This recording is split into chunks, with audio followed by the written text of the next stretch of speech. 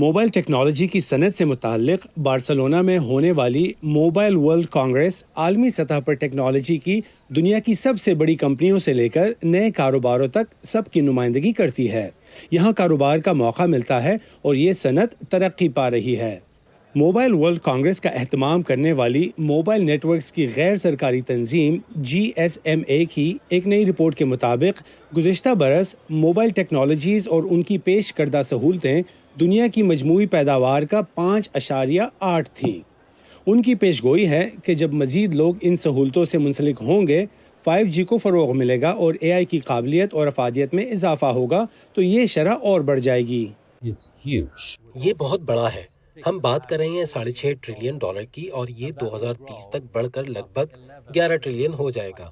لہٰذا mobile technology کا اثر بہت بڑے پیمانے پر ہے اور اس سے بہت سی کمپنیاں اس قابل ہو رہی ہیں کہ وہ زیادہ پیسہ کمائیں، بہتر صلاحیت حاصل کر سکیں اور اپنے گاہکوں کی بہتر سروس فراہم کریں۔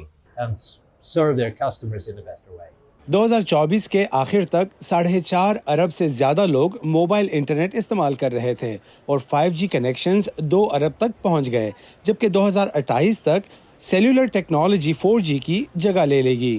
5G سپیڈ بڑھانے، تاخیر کم کرنے اور وائرلیس سروسز کے لیے زیادہ بہتر طور پر کام کرنے کے قابل ہے۔ لیکن جو دنیا میں کنیکٹیویٹی بڑھ رہی ہے، ٹیکنالوجی کے ماہر خبردار کرتے ہیں کہ یورپ میں ڈیٹا محفوظ کرنے سے متعلق بھاری قواعد و ضوابط اس صنعت کی اہلیت کی راہ میں رکاوٹ پیدا کر رہے ہیں۔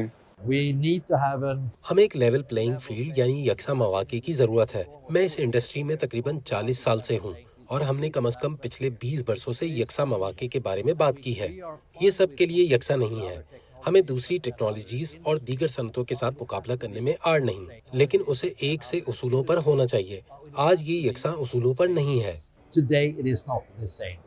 اس سال چرچا مصنوعی ذہانت یا AI کا ہے، لیکن یہ روبوٹس کے بارے میں نہیں بلکہ زیادہ تر امکانات پس پردہ ہیں۔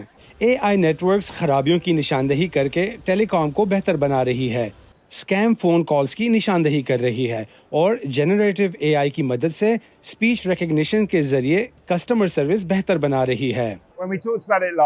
جب ہم نے پچھلے سال اس کے بارے میں بات کی تو ہم جو چاہ رہے تھے وہ حقیقتاً اس کی ابتدا کرنا تھا، خاص طور پر ڈیوائسز میں، ان میں وہ صلاحیتیں شامل کرنا جن سے یہ تجربات ممکن ہوں۔ ہم وہاں کافی حد تک پہنچ گئے ہیں، خاص طور پر اعلیٰ درجے کی مصنوعات میں۔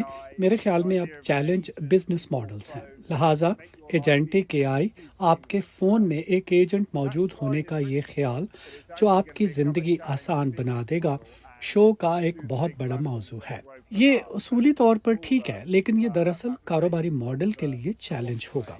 جیف بلیبر کہتے ہیں کہ یہاں آپ پیسہ بنا سکتے ہیں، لیکن سخت مقابلہ اور جیو پالیٹکس سے ظاہر ہوتا ہے کہ اس میں خطرہ ہے۔ میرا خیال ہے جب آپ یہاں شو کو دیکھتے ہیں، جب آپ میرے پیچھے دیکھتے ہیں تو یہاں چہل پہل ہے، امید بھی بہت ہے، لیکن یہ اس بات پر بھی منحصر ہے کہ اس پوری فضا میں آپ کہاں ہیں۔ لہٰذا اسمارٹ فون کے لیے اتنا ہی زیادہ مقابلہ ہے جتنا پہلے تھا، اور اعلیٰ سطح پر واقعی بہت سخت ہے۔